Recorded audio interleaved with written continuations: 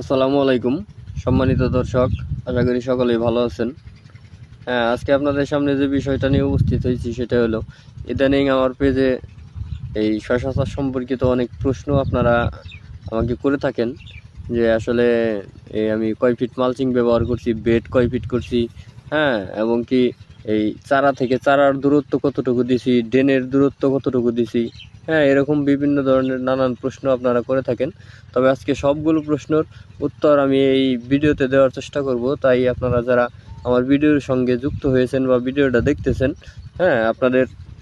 আপনি যদি কৃষির সাথে জড়িত হন তাহলে ভাই বলবো আপনি ভিডিওটা না টেনে সম্পূর্ণ দেখুন, এবং কি যদি আপনি কৃষির সাথে জড়িত না হয়ে থাকেন তাহলে আপনার কাছে অনুরোধ করব ভাই, আপনি আমার ভিডিওটা প্লিজ শেয়ার করে দিবেন, যাতে আমার ভিডিওটা অন্য একজন মানুষ দেখে যদি উপকৃত হতে পারে তাহলে আমি আমার ভিডিও তৈরি করাকে সার্থক মনে করব।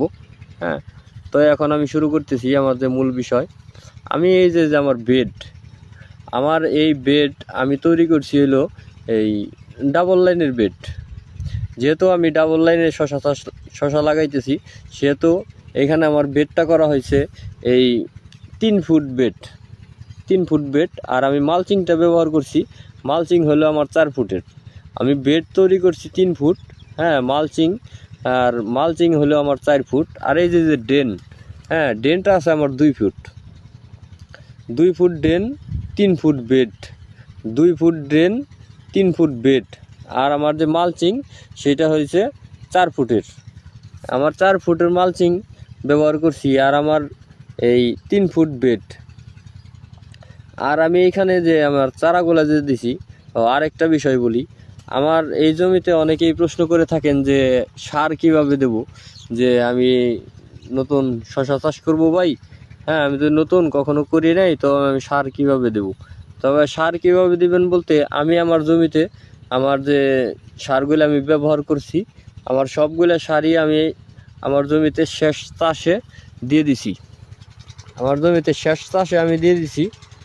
শেষ চাষে দিয়ে দেওয়ার পর আমি এই যে দেখেন আমার এখানে যে মাটিগুলো ছিল, এই যে ড্রেনের যে মাটিগুলো, এখানেও কিন্তু আমার সারগুলো ছিল। এখানে সারগুলো থাকলেও আমার এই ড্রেনের যে মাটিগুলো ছিল 2 ফুট ড্রেনের, আমার সবগুলো মাটি কিন্তু আমি আমার বেডে তুলে দিছি।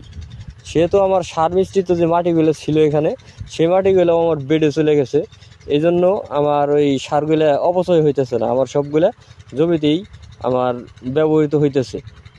কিন্তু আমি যদি করতাম কি, ওই শেষ চাষের আগে সারগুলো ছিটিয়ে না দিয়ে যখন বেড তৈরি করি তখন দিতাম, তাহলে দেখা যাইতেছে যে আমি একটা বেড তৈরি করতেছি, এখানে সার দিতাম, আবার আর একটা বেড তৈরি করতেছি, ওইখানে সার দিতাম, আবার আর একটা বেড তৈরি করতেছি, ওইখানে সার দিতাম। এইভাবে আমার অনেক সময় লাগতো। এই জন্য আমি সময় কমানোর জন্য আমার সারগুলো শেষ চাষের আগে ছিটে চাষ দিয়ে জমিটা ভালো করে মই দিয়ে সমান করে নিছি। তবে আপনারা যে বিষয়টা করবেন, যদি আপনি প্রথম হয়ে থাকেন শশা চাষের ক্ষেত্রে, অবশ্যই আপনার জমির মাটি অনুপাতে আপনি একটু বেশি করে চাষ দিয়ে মাটিটাকে ঝুরঝুরো করে নেবেন। আপনার জমির মাটি যদি একটু হালকা হয় তাহলে 3-4টা চাষ দিবেন। যদি মাটি ভারী হয়ে যায় তাহলে 4টা, 5টা বা 6টা আপনার প্রয়োজন ভেদে আপনি চাষ দিয়ে নেবেন, যাতে মাটিটা ঝুরঝুরো হয়ে যায়। মাটিটা ঝুরঝুরো হলে আপনার এই বপনের সময় সুবিধা হবে, বিভিন্নভাবে সুবিধা। তো এখন আমি আবার যে বিষয়টা আপনাদেরকে বলবো, যে এই যে আমি একটু আগে যে বললাম যে আমি এই চারা থেকে চারার দূরত্ব কতটুকু দিচ্ছি। এই যে দেখেন আমার এইখানে একটা চারা, এইখান থেকে যে এখানে আরেকটা চারা, এই যে আমি যদি আমার কাঠিটা দেখাই, এই যে দেখেন, এই কাঠিটা আছে 2 ফিট, মানে 1.5 হাত। আমি আমার জমিতে যতগুলো চারা আছে সবগুলো এই 1.5 হাত দূরত্বে চারা দিছি। আর এই চারাগুলো আমার এই বেডের মধ্যে এই যে দেখুন আমি জিগজ্যাগ পদ্ধতিতে লাগাই দিছি।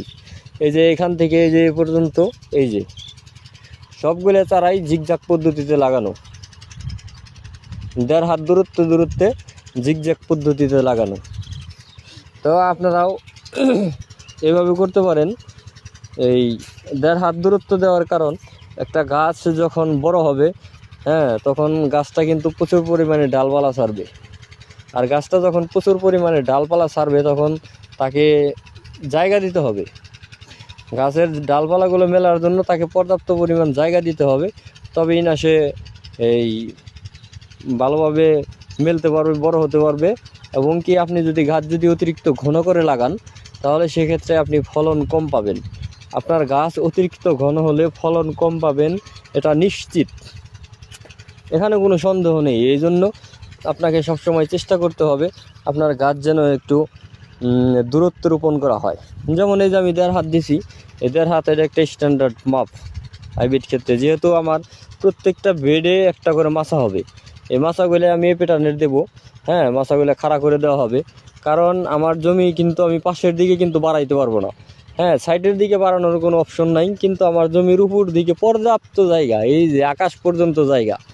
হ্যাঁ, সেহেতু আমি উপর দিকে যতটা গাছ বাড়িয়ে নিতে পারি সেটা আমার ফায়দা। কিন্তু আমি যদি ফ্ল্যাট মাছা দিতাম, ফ্ল্যাট মাছার ক্ষেত্রে আমি আমার জমিতে এতগুলো গাছ লাগাইতে পারতাম